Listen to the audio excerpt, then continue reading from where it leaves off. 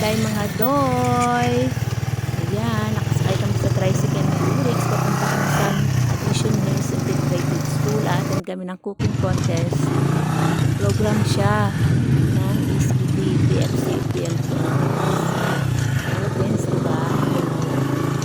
Piling pa nga. Ayan. Dami kong pulbo mga day. Ayan, buti na lang sa lamang sarap ng tricycle.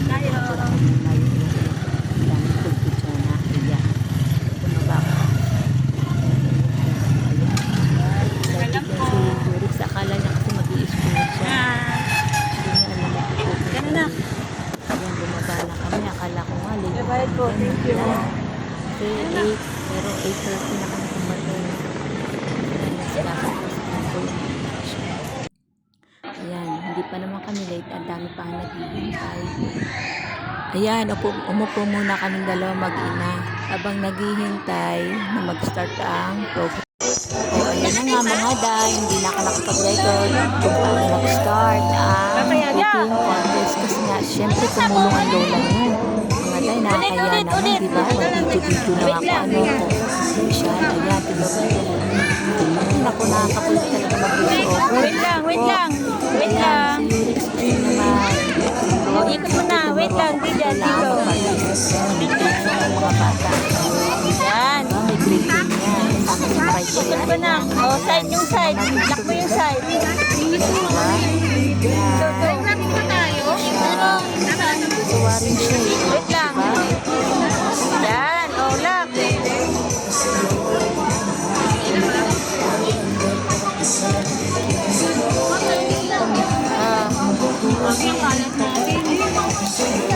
Uy, nagbukas.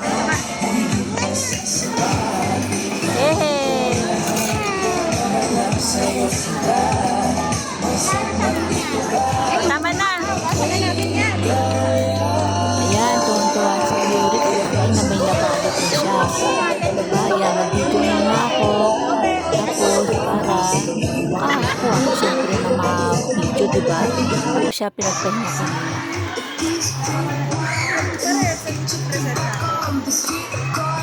Ayan, mga busy ang lahat na grupo. Marami-rami rin kami dyan. Dalawang judges na. Lahat, diba? Sa ilang minuto na lang matatapos Kuya, na. hi.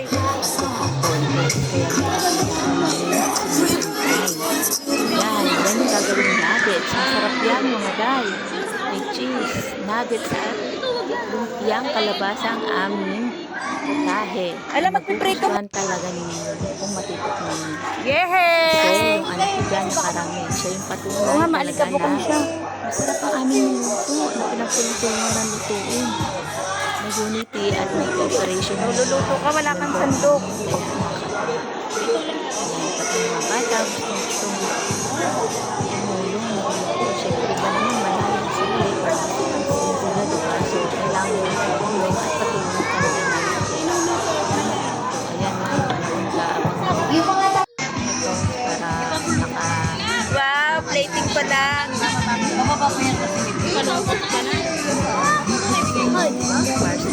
Sarap! Oh, eat mo na. Ayan, naito na yung anak ko. Sarap! Ayan, diba? Ayan, ang sarap ng kain niya. Chicken! Nakarami siya, kaya ako nahiya na pagkatapos hindi na talaga ako kumain kasi marami na siya nakain. So, ayan.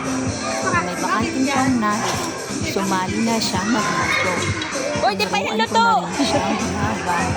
Mamaya pa, mamaya. Sabihin ni ate. Talasi. Diba? Enjoy na enjoy siya. Sarap. Tubig. Wait lang.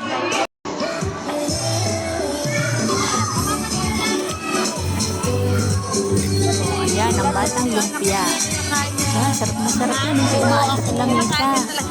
Diba? Kaya natutuwa sa kanya yung ako. Kaya Sarap kasi na. nga gusto niya na yung luto namin. Siguro nakita siya ng Diyos na kain ng kain. Kayo na ba anak to? Diba?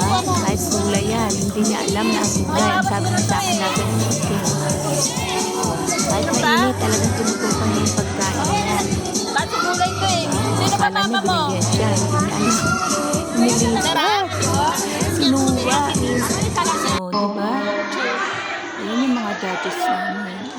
Ayan, ready na ang mga patahe by group. tinitignan na isa sa mga judges. Pasensya na kayo ha, hindi ako magaling mag-videographer. Ayan, diba? Tingnan nyo naman sa group 1 with Parsley on the side. Diba? Ratings pa lang, maganda na. Walang natira. Naubos. Walang natira. Kain pa lang kami ng kain. Ligatan pa lang kami ng kumain na kami. Wala nang natira. Nagka-announce na siya. Magiging winner. Kaya nakikita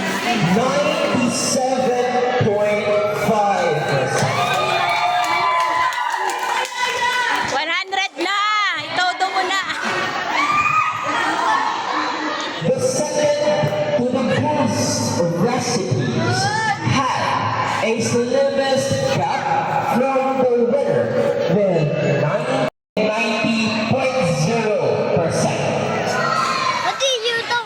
So in academic setting, all of you guys here, all participating groups are with honors.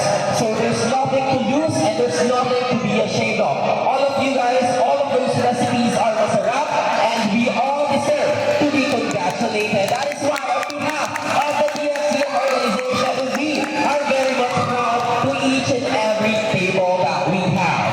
And for Tagal it naman. is not yet over. Tagal. Tagal naman dahil pasakal. How excited are we to know the winner for our Kanina pa. cooking contest? Are we ready? Will we be having a new winner? Or will the previous winner retain their throne? Kasi, alam mo bakit yun? Kasi nga po, kasali rin yung nanalo last year. So, kaya nagsabi siya kung nare-retain ba ng previous winner. Cooking contest. So, kami first time na kami sumali. Sana, wait na lang. Winner with 97.5%.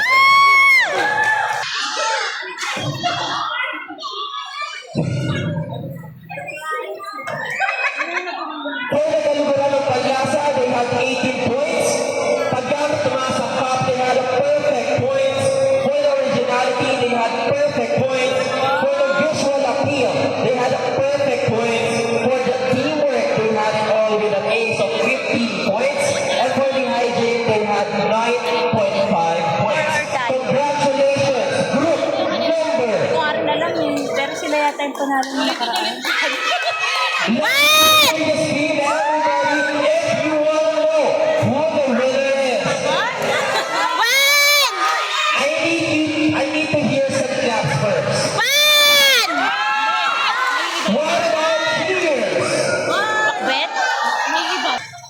Congratulations at pagbati para sa isa na namang makasaysayang pagluluto at kompetisyon sa pagpapamalas ng potensyal at talento sa larangan ng kusina. Congratulations para sa ating unang grupo, group number 1.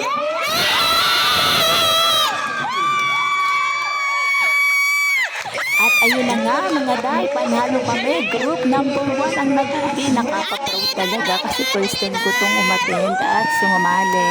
So kami pa ang nanalo. Grabe, nakaka-proud. Kaya sa kapatid na unity yung namin group sa cooperation talaga. Thank you, Lord.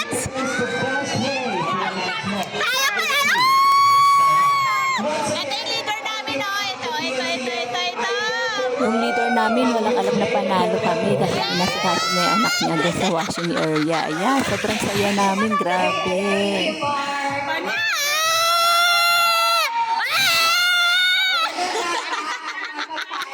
Dahil sa palamig! Yay!